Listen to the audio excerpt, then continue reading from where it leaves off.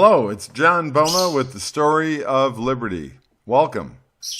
You know, our humanist opponents in the education battles would title a video like this, Philosophical Reasons. Everybody's children should be saved by government education. But we are not humanists, so we will defend the Christian perspective that Christians must save children from government education. You know, over the past few decades, the term worldview and Christian worldview have become a bit shopworn. Yet we still need words to discuss the subject. Biblical view works pretty well to describe our upcoming conversation. But maybe we could replace worldview with biblical view, just to avoid boring semantics. Here's an important point, though. Everybody, all of us, have a perspective on how the world works or ought to work. That perspective comes from somewhere.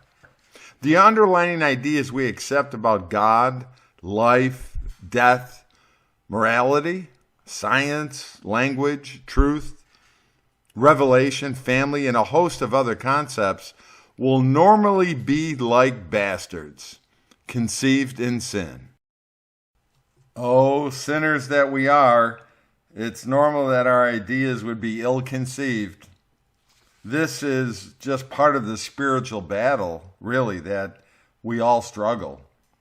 In our pride and ignorance, we assume that whatever we think about must be a reflection of truth itself. But as we mature in our faith, however, we discover increasingly that truth is a person, a mighty Trinitarian person who is truth himself. We learn that truth is not natural to our minds. The most important lessons in life are learned through spiritual awakening and biblical teaching, which turns us toward the truth.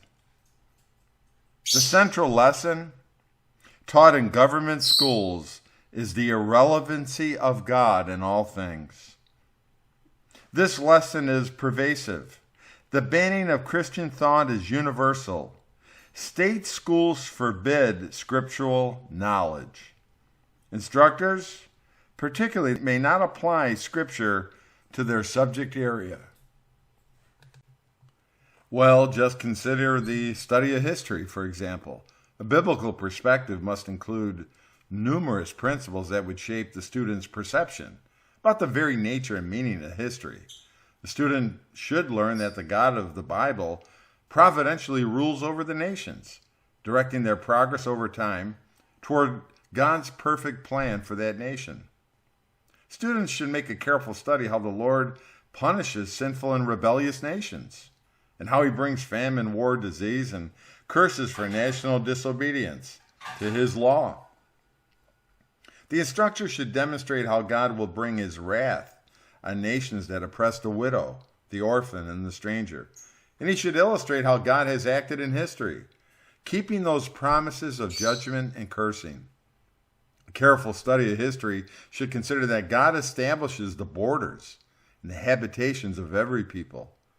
It would discuss how the structure of and God's management of the nations works to fulfill his promises for the spread and success of the gospel of salvation. It should show how the gospel of the kingdom changes nations for the good, transforming them from darkness to light and from poverty to wealth.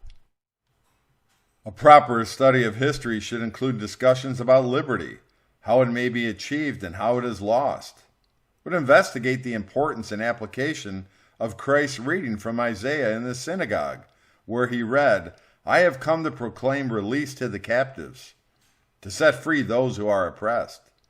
Teachers should expect students to learn and reflect upon events in history, including what kinds of human behaviors promoted or destroyed liberty within nations. Students would compare the relative progress or failure of nations in terms of their religious, economic, and political liberty. They would discuss how nations might have moved toward freedom instead of tyranny, based upon biblical principles for nations. Students should learn to think about history in terms of God's blessing or cursing on the nations, as described in the Bible. What kinds of national behaviors lead to God's cursing nations with all the curses promised in the good book? What kinds of behaviors lead God to bless the nations with peace, health, and prosperity? See, if the students don't understand the basic framework of blessing and cursing for nations, then they cannot interpret or understand history with any accuracy. A Christian view of history would necessarily involve a review of Christ's words, where he discussed the importance of justice as a foundation for the nations. When Jesus quotes this prophecy from Isaiah, he speaks of progress toward his kingdom goals as measured in terms of justice. He not only says he will proclaim justice to the Gentiles, but he promises to lead justice to victory.